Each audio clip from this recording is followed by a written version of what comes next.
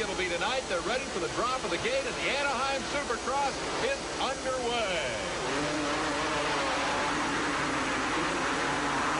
Charge into turn one. Let's see who's going to get that precious hole shot. It's Eric Kehoe. Do you believe that? Kehoe, the private share for the pro circuit. And Doug Dubach. Doug Dubach spinning off the side of the track. He's all right. He's going to get back into this one out of contention as Kehoe.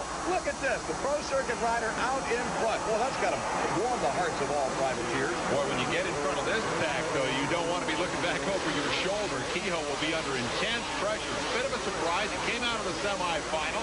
The big guns once again not getting the great start.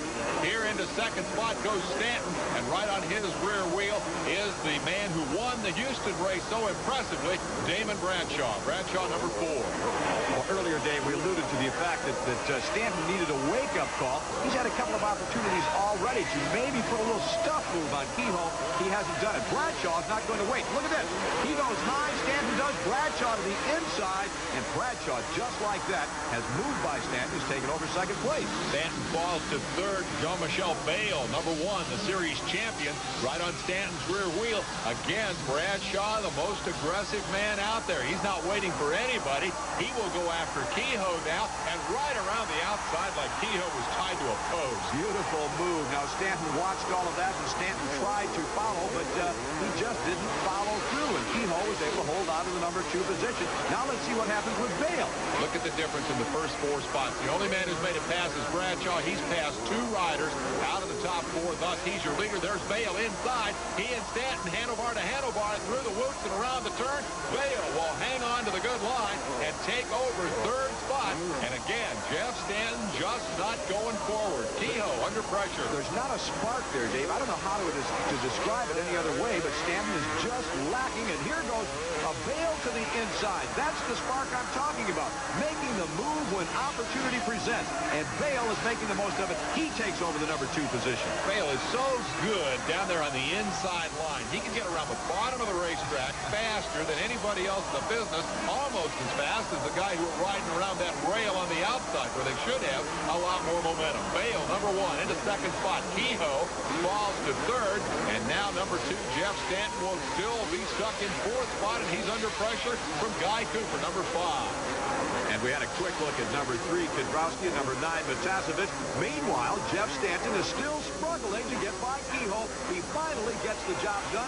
That should have happened. That move should have happened on the opening lap. That'll move Stanton to third spot now. And again, he's going to have an interval to make up on second place, Jean-Michel Bale. The frenzy of that first couple of laps. It's hard to describe the intensity. You've got to be ready to seize the moment. And Kehoe has slipped back to 4th spot. Stanton sitting in third. The man who's charging now is Cooper as he goes around Kehoe. And boy, Eric's headed the wrong way. You see that, though, but it's not that Eric is not riding well, because he is, Dave. They're going extremely fast. He's contesting with the best in the business. It's just that those riders that are coming behind him have some momentum, some drive. They want to make the moves, and that's where Stanton was lacking. Now, Stanton in third, and look, here comes Cooper in 4th, and he's already putting the pressure on Jeff Stanton. The top 5 in Anaheim. We'll be back with more of the action right after this. Third, Jeff Stanton being pursued by Guy Cooper. Cooper on the Suzuki. Very, very aggressive for a 30-year-old guy. His counterpart, Jeff Ward, hanging up his helmet. Cooper doesn't look like he's ready to retire. At least he's not announced retirement plans. Cooper says he has some things to accomplish before he gets out. He wants to win. He's making no bones about a title, but he wants to win a Supercross event. And that could be tonight. He's really flying. Never won one. He's been second, 5 times in his career. Stanton, who is a 2-time champion, pursued by Cooper in really the only race out there, because Bradshaw took the lead on the second lap and has literally split.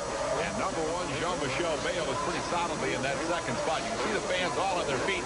Even when it's not a tight race, the action is so spectacular. He's got them up in their hearts pumping. Oh, it is spectacular.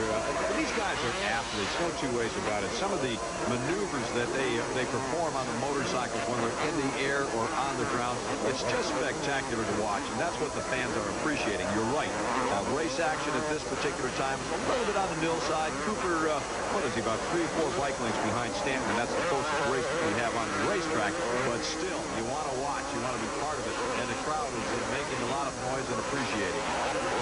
As we follow this battle, Larry, for third spot, one of the knocks on Cooper over the years has been that of inconsistency in Supercross, and he has certainly suffered from that this year. He started the season off in Orlando with a 14th place finish, came roaring back the next week in Houston, and ran second. You've got to be more consistent than that if you're going to be a champion.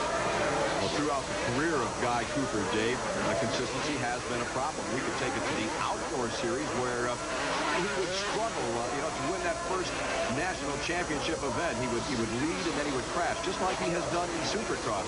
And as far as consistent finishes up close to the front, well, it's never been there. I can't really put my finger on it. Tremendous athlete, tremendous rider, but he does have that inconsistent factor about him, unlike this man, Damon Bradshaw, who consistently right now is driving to the front. He's jumped on about a 6 or 7 second lead over Jean-Michel Vail, and he's camping on it. He's not letting anybody get close enough to challenge. Damon Bradshaw, now 19 years old, won his first Supercross race right here in Anaheim just 2 years ago. Actually, less than 2 years ago. Hard to believe that this young man has matured to be the potential champion that we see in action here tonight. Long way back to second place Jean-Michel Vail, as Damon Bradshaw continues a riding clinic for the second week in a row. It's Houston all over again. Bradshaw already leading the point, trying to extend that lead tonight. Meanwhile, Cooper is coming after Stanton in the race for third. Big jump by Cooper. The guy has always been spectacular. Now he's turned 30, says he's changed his style a little. Well, I've mellowed some in the past few years, but I still like the big jumps. I have fun with them. But as far as the big clickers and stuff, I'm being a little bit more tame and trying to get around the track as fast as possible. And sometimes the big jumps aren't quite as fast as just staying lower to the ground, putting the power there. I like watching Guy Cooper live. Says he's mellowed. I think you have to look pretty closely to see the difference. Stanton would look over his shoulder and disagree, I think, with that. Stanton, by the way, is protecting himself from a Cooper pass, and that may be why he's not able to put any kind of charge on Jean-Michel Vail. The top three are solid. Bradshaw, Vail, and Stanton. Cooper putting on the show. We'll be back in a moment. We're back at Anaheim. David Spain with Larry Myers and Damon Bradshaw setting the pace in Supercross competition for the second week in a row. There is runner-up Jean-Michel Vail. Interval clock back to third and fourth place. Jeff Stanton 8.2 seconds behind, with Guy Cooper hot on his heels, and the closest thing we've had to a race tonight. And I think a race that may be affecting Jeff Stanton somewhat. I'm certain you're right. The clock is a little on the receiving side there because if Bradshaw was caught up in some traffic, actually they've not been that close to him. Now, Jeff Stanton's philosophy has always been, don't worry about the other guy. Ride your own race, charge to the front. Now, he's worried about Guy Cooper. You'll see him. He looks over his shoulder. He tries to block the lines of Cooper, and he's wasting time doing that, Dave.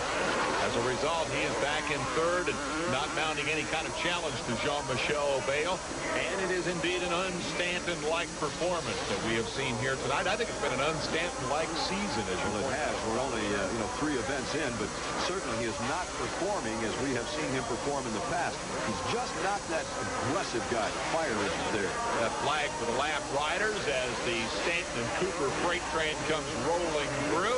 Trying to do something with the runaway leaders in this race. Damon Bradshaw up front, and second place Jean-Michel Vail.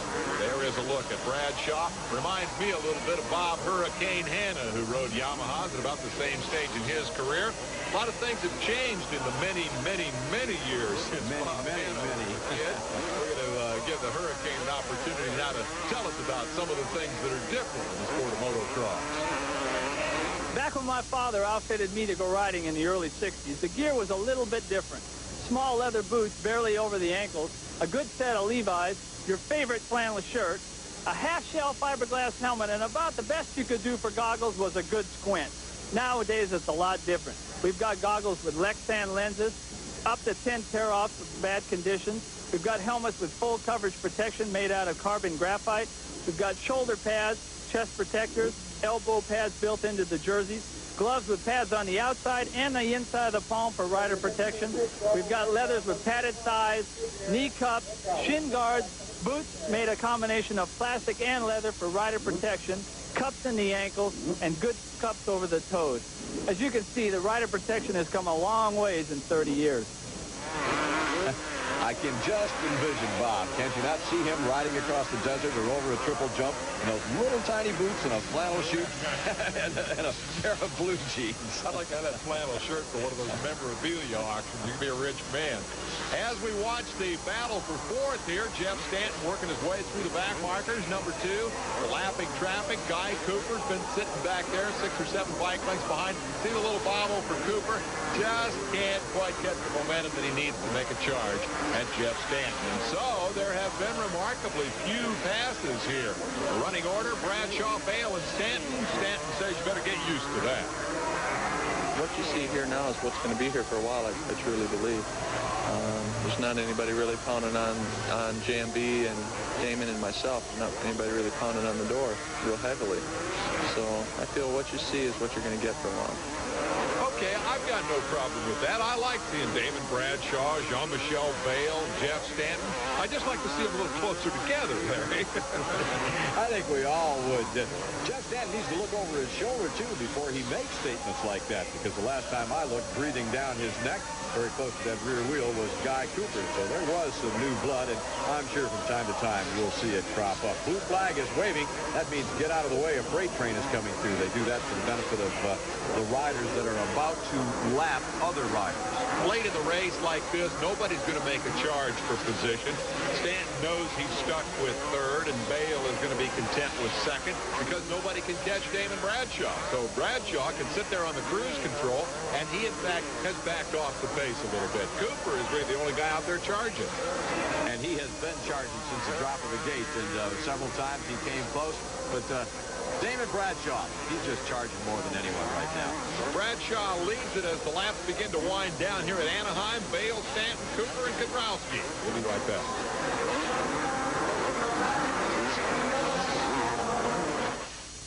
We're back in Anaheim, California. The laps winding down. Damon Bradshaw en route to his second straight Supercross win of the year. Big difference from the slow start that he got last year. You know, last year didn't start off real good for me. You know, I changed mechanics. I had some different mechanics, some changes at the factory, you know, and we finally got all those things ironed out, and now everything's perfect. You know, I got all the tools, the right tools, and it's a matter of going out and doing the job now. Well, he is certainly doing the job tonight. You got just a glimpse of Mike LaRocco stalled back there on the racetrack. Orlando winner having tough luck tonight. And now, here is Mickey Diamond also in trouble as his motorcycle has stalled. No problems for Damon Bradshaw. En route to career victory number, quick, Larry. 10 on his career and 2 for the season, Dave. 2 in a row on the season as he heads into the final lap. Just to give you an idea of how thoroughly he has dominated this race, there's the interval back to number 1, Jean-Michel Bale. And we will park here a while waiting for the third place man. You talked about Jeff Stanton at the top of the show, just not in the thick of it at all here tonight. There goes Stanton in third, and he has opened up now a big gap over Guy Cooper, number 5, after those spectacular moves early, has decided to let him go. And I have to confess, Larry, those 63,000 people have all sat down now. The drama's pretty well over with here. Pretty much unfolded. It's been a wire-to-wire thing for Damon Bradshaw, but fans have been treated to some superb riding, and there was just a quick glimpse of Bader Monet. He certainly had his problems here today. A couple of good starts, but not such a good finish. Damon Bradshaw, it's been all his, and he is still looking strong. He's not slowed down a bit.